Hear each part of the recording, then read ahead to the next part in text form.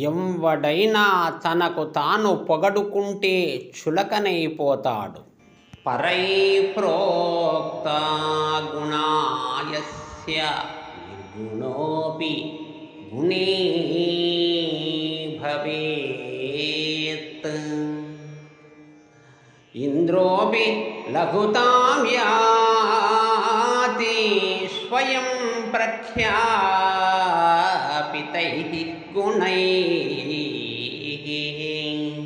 ఇతరులు పొగిడినచో ఎంత అల్పుడైనా గొప్పవాడుగా పరిణగింపబడతాడు.